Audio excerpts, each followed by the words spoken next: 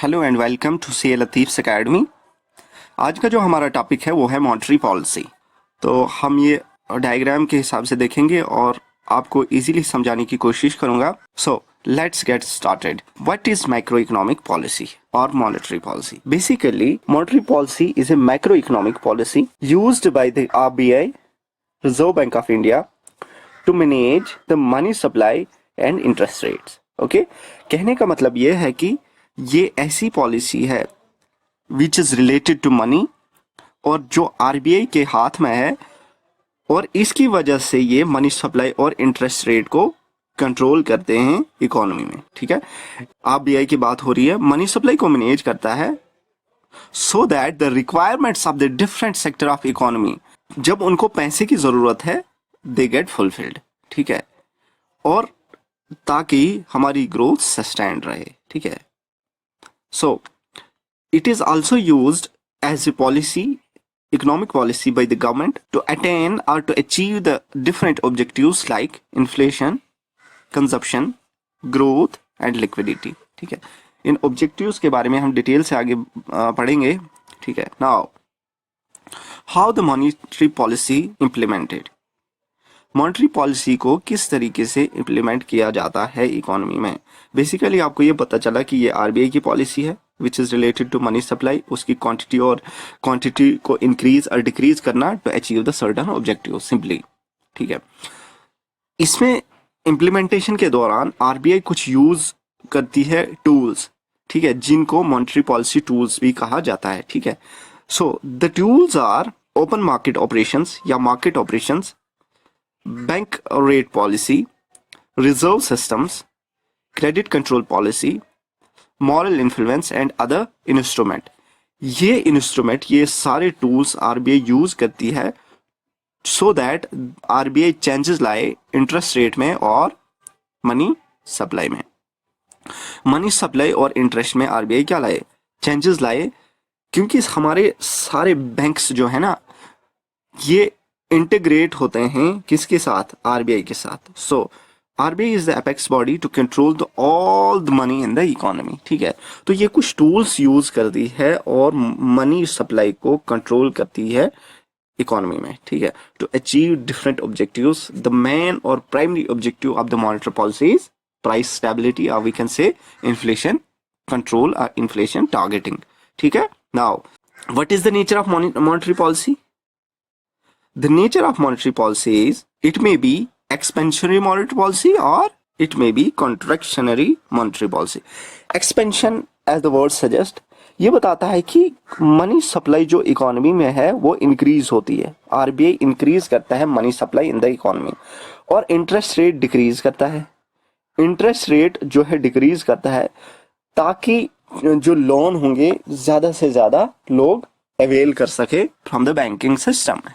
जब ज्यादा से ज्यादा लोन अवेल करेंगे at lower interest rate, it means that money supply in the economy in the hands of public gets increased. Okay, तो इसीलिए इसको कहा जाता है एक्सपेंशनरी मॉनेटरी पॉलिसी। ठीक है, so now the contractionary monetary policy is the policy. इसमें क्या होता है कि मनी सप्लाई आरबीआई क्या करता है? आरबीआई इसको डिक्रीज करने की कोशिश करता है, एब्जॉर्ब करने की कोशिश करता है। जो भी इकोनॉमी में मनी सप्लाई है उसको एब्जॉर्ब करने की कोशिश करता है। और दूसरे लफ्जों में ये, जब कंट्रैक्शनरी मॉनेटरी पॉलिसी होगी उस टाइम आरबीआई क्या करेगा? इंटरेस्ट रेट बढ़ाएगा, बैंकिंग को ये गाइडलाइंस प्रोवाइड करेगा कि आपने इंटरेस्ट रेट बढ़ाना है so that the loans given by the commercial banks get costly. ठीक है, वो कॉस्टली हो जाएंगे, इसलिए लोग कम लोन लेंगे क्योंकि इंटरेस्ट रेट आरबीआई के कहने पर बढ़ जाएगा। सो इसको कंट्रैक्शनरी मॉनेटरी पॉलिसी कहा जाता है। ठीक है, अभी तक मैंने ये सिंपली आपको ये बताया कि एक्सपेंशनरी क्या होता है और कंट्रैक्शनरी क्या होता है, तो इसका मैकेनिज्म क्या है और उस ऑब्जेक्टिव को अचीव करने का प्रोसेस क्या है वो अभी मैं आपको बता देता हूं। ठीक है, now objectives. What are the main objectives of the monetary policy? जो मैंने आपको बताया कि प्राइस स्टेबिलिटी जो है, प्राइस को कंट्रोल करना, ये सबसे बड़ा और फंडामेंटल ऑब्जेक्टिव मॉनेटरी पॉलिसी का होता है इकोनॉमी में। तो इसके साथ डिफरेंट ऑब्जेक्टिव्स भी अटैच होते हैं। ठीक है, मतलब इम्प्लाइड होते हैं इस ऑब्जेक्टिव के साथ, जैसे इकोनॉमिक ग्रोथ, ठीक है। तो main RBI is to maintain price stability in the economy, inflation control, okay, so that inflation control, so that the sustained growth will be achieved। ठीक है, देखो मैं आपको यहाँ पे एक रिलेशन बताना चाहता हूँ, जो रिलेशन किस किस के बीच में, इन प्राइसेस और ग्रोथ के बीच में। ठीक है, देखो जब प्राइस इकोनॉमी में इंक्रीज हो जाती है, ठीक है, इकोनॉमी में प्राइस, मनी सप्लाई इंक्रीज हो जाती है, तो लोगों के पास पैसा हो जाता है। It means that nominal purchasing power gate increase. ठीक है, उनकी परचेजिंग पावर जो है इंक्रीज होती है। शॉर्ट रन में क्या होता है कि एक इकोनॉमी में प्रोडक्शन नहीं बढ़ती है, लॉन्ग रन में प्रोडक्शन कैपेसिटी को बढ़ाना पड़ता है और उसके बाद इकोनॉमी की प्रोडक्शन भी इंक्रीज होती है। बट शॉर्ट रन में प्रोडक्शन कैपेसिटी चूंकि कांस्टेंट होती है, इसलिए प्रोडक्शन बढ़ना बहुत मुश्किल होता है। ठीक है, जब लोगों के पास पैसा आ जाएगा, मनी सप्लाई इंक्रीज हो जाएगी, इकोनॉमी में पैसा ज़्यादा इंजेक्ट किया जाएगा, तो प्राइस लेवल ऑटोमेटिकली इंक्रीज हो जाएगी। क्यों? क्योंकि इसके पीछे लॉ ऑफ डिमांड है। जब डिमांड ज़्यादा है सप्लाई से, ठीक है, मीन्स की प्रोडक्शन नहीं बढ़ रही, इसलिए it will be somehow constant in the short run. तो लोग क्या ज़्यादा से ज़्यादा डिमांड करेंगे क्योंकि उनकी परचेजिंग पावर इंक्रीज हुई है।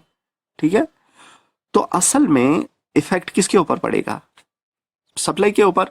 सप्लाई के ऊपर इफेक्ट पड़ेगा और इनकी प्राइसेस इंक्रीज हो जाएंगी। Many people will buy less good. ठीक है, तो अल्टीमेटली प्रेशर प्राइसेस के ऊपर है और इकोनॉमी में प्राइसेस इंक्रीज हो जाएंगी। ठीक है, इकोनॉमी पर प्राइसेस इंक्रीज हो जाएंगी, इट मीन्स दैट कि इन्फ्लेशन बढ़ गया होगा। ठीक है, इन्फ्लेशन इंक्रीज हुआ है। ठीक है, तो ग्रोथ के बीच इनका रिलेशन क्या है? ठीक है, जो ही प्राइसेस बढ़ जाएंगे, it means that cost of inputs भी बढ़ जाएंगे। ठीक है, कॉस्ट ऑफ इनपुट्स बढ़ जाएंगे और ग्रोथ को ये हैम्पर करने की कोशिश करेगा। ठीक है, मतलब जो ही कॉस्ट बढ़ जाती है प्राइसेस की वजह से, प्राइसेस भी बढ़ जाएंगी ना। जब प्राइसेस बढ़ेंगी, इट मींस दैट ऑटोमेटिकली तमाम रॉ मटेरियल जो प्रोडक्शन के लिए ज़रूरी होते हैं, उनकी प्राइसेस भी इंक्रीज हो जाएंगी, यानी cost of production will also increase during inflation. तो ये ग्रोथ को हैम्पर करता है। ग्रोथ को हैम्पर इसलिए करता है क्योंकि many people will not go for the production, further production, क्योंकि उनको इनपुट्स महंगे मिल रहे होंगे। इनके बीच में इनवर्स रिलेशन है। ठीक है, ये एक दूसरे को टक्कर देते हैं। ठीक है, गवर्नमेंट इकोनॉमिक ग्रोथ को बढ़ावा देती है और आरबीआई को बोलती है कि आपने इतना हमें मतलब प्राइस को कंट्रोल करके देना है।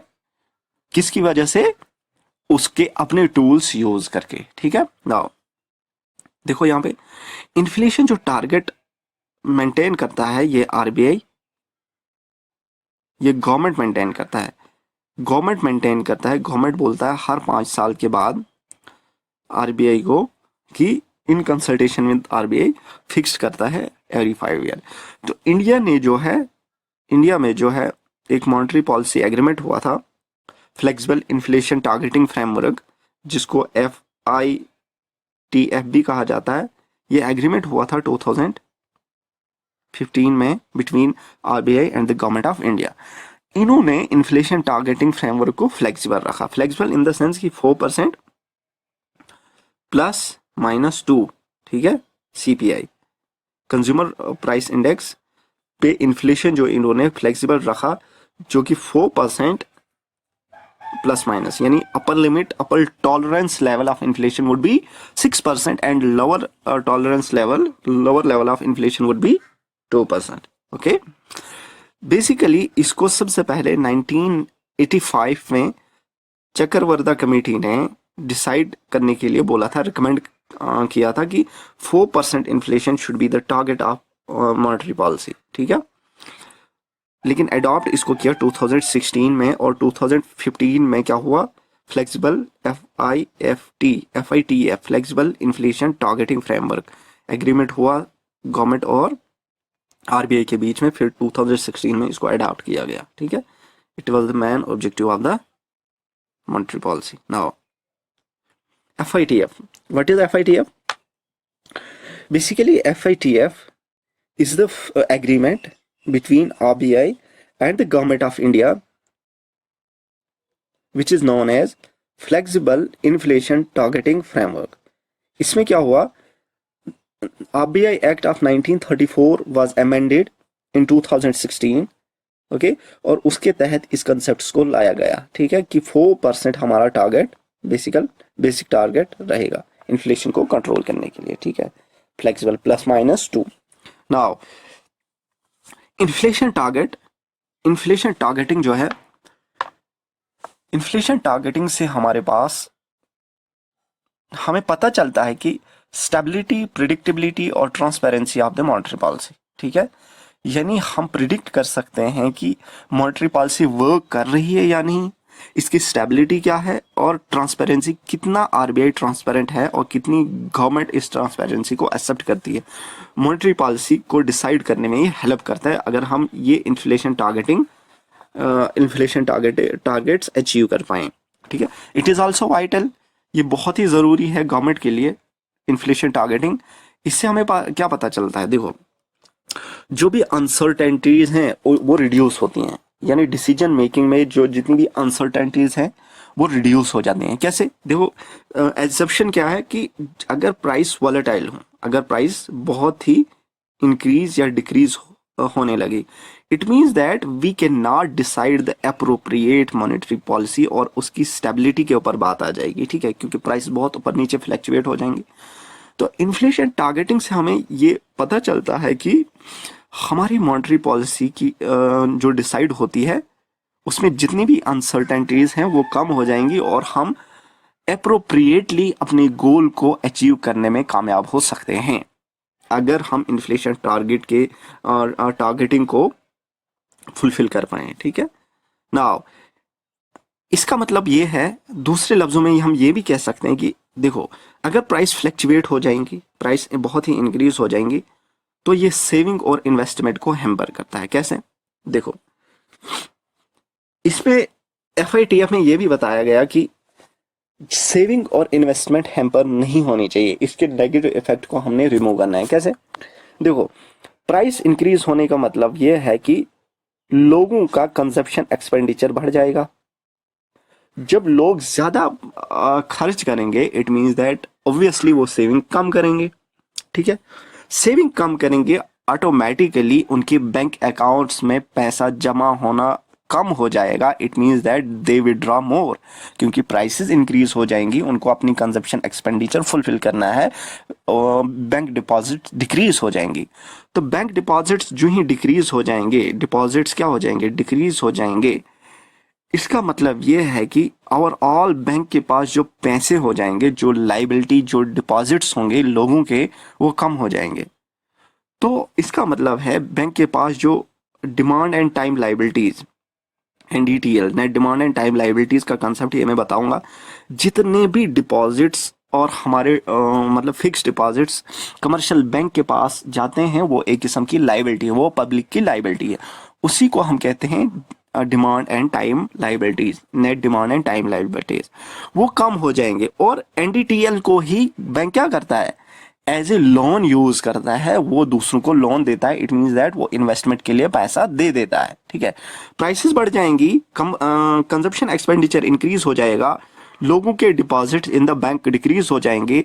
अल्टीमेटली जो हमारे डिपॉजिट पार्ट होते हैं NDTL का, वो कम हो जाएंगे। It means that commercial bank have less money to lend loans, ठीक है, उनके पास कम पैसा होगा अब लोन देने के लिए, क्योंकि इन्फ्लेशन है इकोनॉमी में, इसलिए इन्वेस्टमेंट ऑटोमेटिकली रिड्यूस हो जाएगी, ठीक है। तो प्राइस इंक्रीज होने से सेविंग पे भी असर पड़ता है और इन्वेस्टमेंट पे भी असर पड़ता है, ठीक है। तो FITF में यही कहा गया कि इन्फ्लेशन टारगेटिंग से हमें यह पता चलेगा कि हम इन्फ्लेशन को कंट्रोल करेंगे, ताकि सेविंग के ऊपर पे जो नेगेटिव इफेक्ट्स और इन्वेस्टमेंट के नेगेटिव इफेक्ट्स को हम रिड्यूस कर पाएँ, उसको कम करें और अनसर्टेनिटीज को भी कम करें, ताकि मॉनेटरी पॉलिसी हमारी स्टेबल रहे, प्रिडिक्टेबल रहे और ट्रांसपेरेंट रहे, ठीक है। होप आपको ये समझ आया होगा। नाउ बिफोर कि हम मॉनेटरी पॉलिसी के टूल्स को एक्सप्लेन करें, मैं यहाँ पे आपको बताना चाहूँगा कि जो मॉनेटरी पॉलिसी कमेटी बनाई गई, ठीक है, एमपीसी मॉनेटरी पॉलिसी कमेटी, इसको बनाया गया अमेंड करके आरबीआई एक्ट को 2016 में, ठीक है, आरबीआई एक्ट ऑफ 1934 इसको अमेंड किया गया, ठीक है। इसको अमेंड करने के बाद एक सेक्शन जोड़ी गई जिसका नाम है 45ZB। इस सेक्शन के तहत मॉनेटरी पॉलिसी कमेटी बनाई गई, यानी ये आरबीआई के रिफॉर्म्स में आता है। और मॉनेटरी पॉलिसी कमेटी क्या करती है, इसके 6 मेंबर होते हैं, 6 मेंबर होते हैं, 3 फ्रॉम आरबीआई और 3 गवर्नमेंट के मेंबर होते हैं, ठीक है। 3 आरबीआई के मेंबर होते हैं और 3 गवर्नमेंट के मेंबर होते हैं, ठीक है। और ये क्या करता है, ये डिसाइड करता है पॉलिसी रेट्स, यानी जितने भी रेट्स हैं हमारे पास, जैसे marginal standing facility, repo rate, reverse repo rate, ठीक है, लिक्विडिटी एडजस्टमेंट फैसिलिटी, ये सारे रेट मॉनेटरी पॉलिसी कमेटी ही डिसाइड करता है। और ये बाइंडिंग होते हैं किसके, आरबीआई के ऊपर, ठीक है।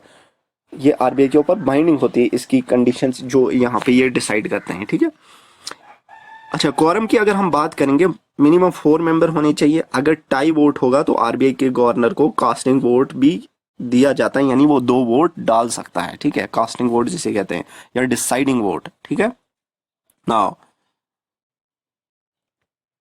अच्छा, अकाउंटेबल टू गवर्नमेंट, ये गवर्नमेंट की से अकाउंटेबल है। And if inflation is greater than the prescribed range in 3 consecutive months, हम ये मान सकते हैं कि इन्फ्लेशन टारगेट को अचीव नहीं किया गया। जो फ्लेक्सिबल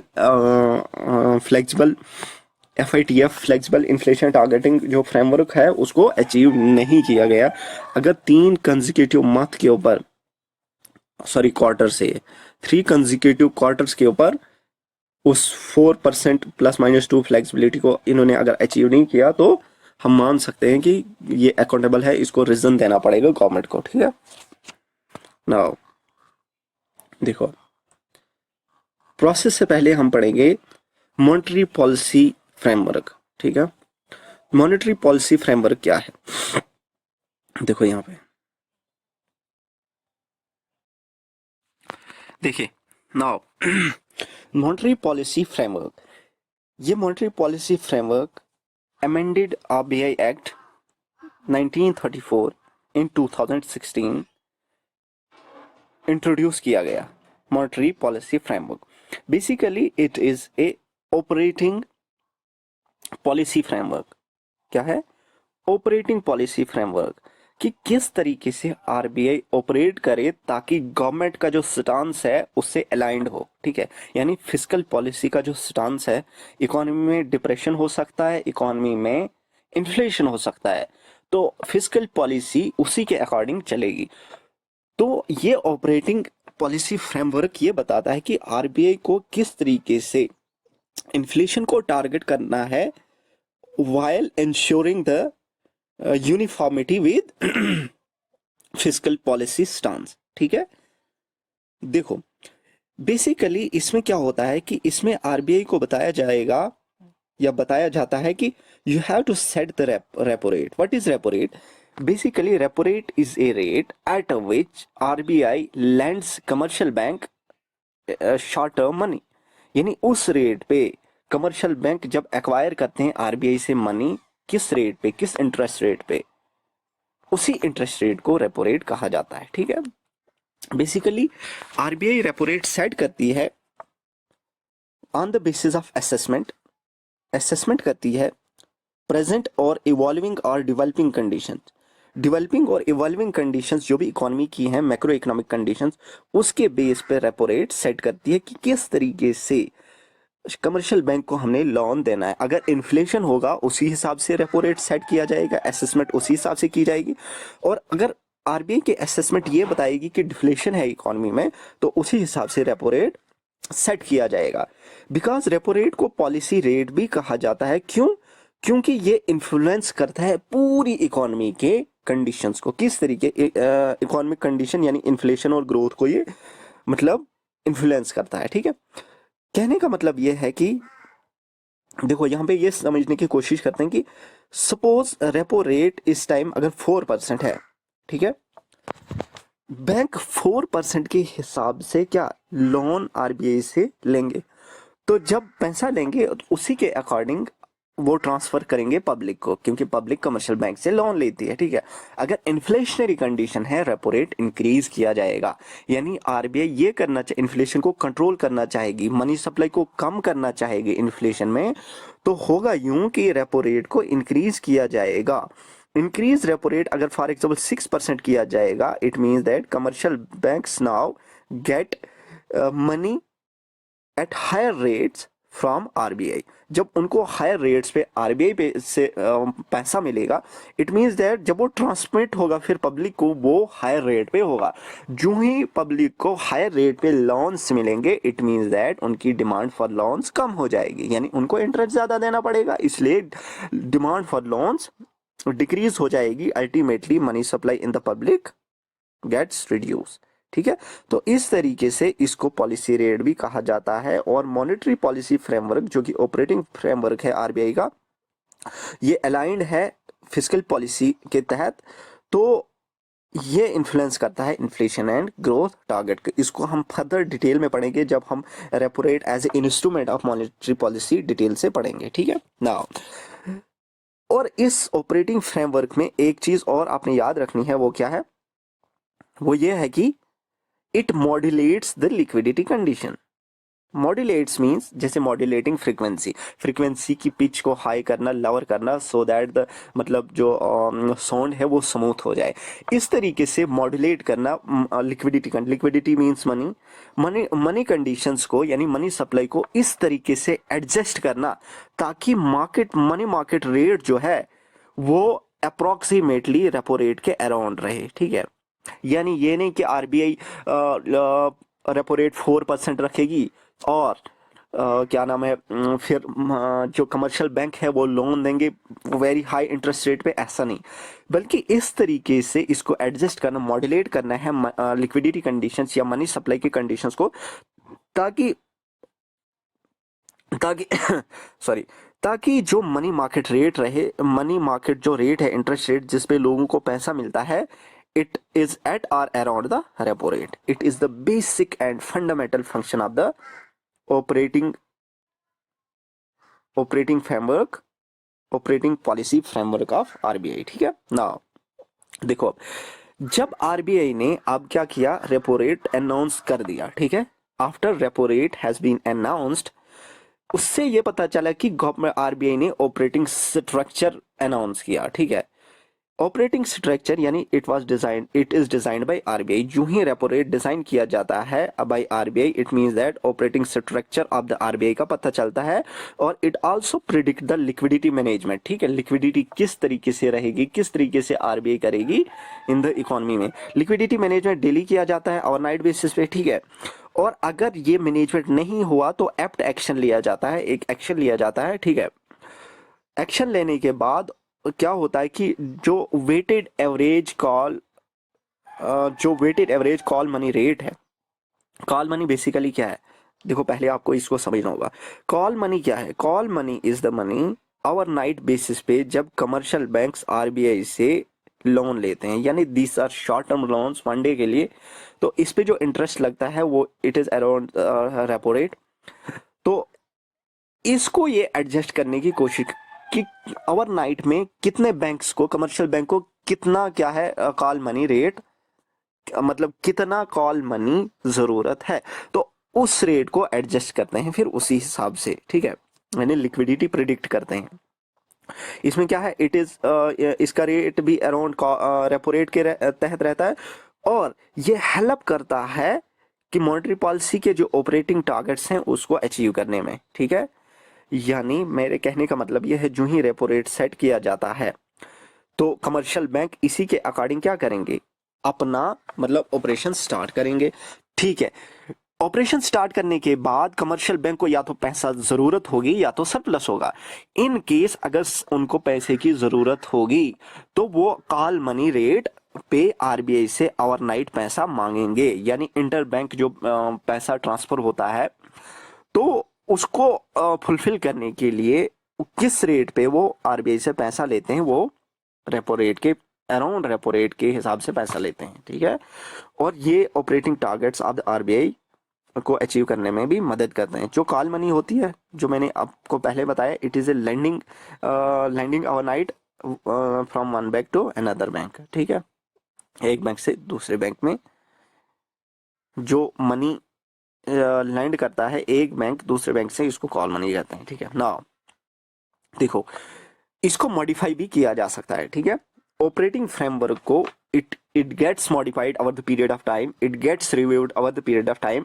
इट आल्सो डिपेंड्स, ये डिपेंड करता है कि ग्रोइंग फाइनेंशियल मार्केट कंडीशंस क्या है, यानी इकोनॉमी की मार्केट कंडीशंस क्या है और इकोनॉमिक कंडीशंस क्या है। अगर इकोनॉमी में इन्फ्लेशन होगा तो ऑपरेटिंग टारगेट्स उसी हिसाब से सेट किए जाएंगे, यानी रेपो रेट उसी हिसाब से सेट किया जाएगा। अगर इकोनॉमी में रिसेशन होगा तो उसी हिसाब से किया जाएगा। और वाइल क्या होगा कि it must be ensured that it is uniform with the fiscal policy stance, यानी जो ऑपरेटिंग फ्रेमवर्क को हम रिव्यू या मॉडिफाई करेंगे according to the conditions of the market and economic situation, तो वो फिस्कल पॉलिसी स्टांस से मतलब अलाइन होना चाहिए, उसी के हिसाब से होना चाहिए। This is the basic and fundamental process of RBI working, ठीक है, कि किस तरीके से वो मॉनेटरी पॉलिसी को वर्क करते हैं और गवर्नमेंट और आरबीआई के बीच में एक मतलब बॉन्ड रहता है इस फ्रेमवर्क से, ठीक है। नाउ अगर हम प्रोसेस की बात करेंगे, मॉनेटरी पॉलिसी के प्रोसेस में, इसके प्रोसेस में डिफरेंट डिपार्टमेंट इन्वॉल्व होते हैं, ठीक है। एक होती है जो मॉनेटरी पॉलिसी कमेटी, अभी हमने पढ़ी। मॉनेटरी पॉलिसी कमेटी असल में ये क्या करती है, ये डिटरमाइन करती है पॉलिसी रेट, ठीक है, यानी repo rate, reverse repo rate, market bank rate, marginal standing facility, ये सारे रेट डिटरमाइन करती है ये department for achieving the inflation targets, ठीक है। ये इस प्रोसेस से जाता है और ये बाइंडिंग होता है, ठीक है। Now the second department is monetary policy department. Monetary policy department ये एड करता है मॉनेटरी पॉलिसी कमेटी को कि मॉनेटरी पॉलिसी किस तरीके से फ्रेम की जाएगी, ठीक है। मॉनेटरी पॉलिसी डिपार्टमेंट एड करता है, मतलब एड एंड एडवाइस देता है मॉनेटरी पॉलिसी कमेटी को, जो कि वो टारगेट सेट करता है और मॉनेटरी पॉलिसी फॉर्मुलेट होती है, ठीक है। Now the third department is FMOD, financial market operation department. ये क्या करता है, ऑपरेशनलाइज मॉनेटरी पॉलिसी, यानी मॉनेटरी पॉलिसी अब बनाई गई किसके द्वारा, मॉनेटरी पॉलिसी कमेटी के द्वारा, उसको ऑपरेशनलाइज कौन करेगा, उसको ऑपरेशनलाइज करेगा फाइनेंशियल मार्केट ऑपरेशन डिपार्टमेंट, ठीक है। ये ऑपरेशनलाइज करेगा, यानी इम्प्लीमेंट करने की कोशिश करेगा। और डेली लिक्विडिटी मैनेजमेंट ऑपरेशंस भी ये करेगा, ठीक है, कि किस तरीके से बैंकिंग स्ट्रक्चर में कौन सी चेंजेस आ जाती हैं और ऑन डेली बेसिस को उसको रिव्यू करेगा, ठीक है। Now one more committee is formed, that is financial market committee. देखो, फाइनेंशियल मार्केट कमेटी एक्चुअली ये क्या है, ये डेली मीट करती है, ठीक है। डेली मीट करती है किस लिए, to review the liquidity condition so as to ensure that the operating targets of monetary policy, weighted average lending rate or weighted average call money rate is kept closer to the policy rate, that is repo rate। कहने का मतलब ये है कि simple मतलब ये है कि जो फाइनेंशियल मार्केट कमेटी है, ये क्या करती है, डेली मीट करती है, लिक्विडिटी कंडीशन को चेक करती है। इसका मकसद ये है कि जो WACR है उसको रेपो रेट के करीब रखे, यानी closer to the repo rate के बराबर रखे। अब ये रेट क्या होता है, ये रेट ऐसा रेट होता है जब दो कमर्शियल बैंक आपस में लेंडिंग करते हैं, लेंडिंग एंड बोरोइंग करते हैं। फॉर एग्जांपल, कमर्शियल बैंक ए को क्या कैश की ज़रूरत है, तो ओवरनाइट कैश के लिए ये दूसरे बैंक के पास जाएगा और कहेगा कैश बोरो उससे कैश बोरो करेगा, और जिस रेट पे कैश बोरो करेगा उसको कॉल मनी रेट कहा जाता है, या weighted average call money rate भी कहा जाता है। इसको फाइनेंशियल मार्केट कमेटी क्या करेगी, सेट करेगी, और सेट करेगी in according to the repo rate. This was the main function of financial market committee. So that's all for today.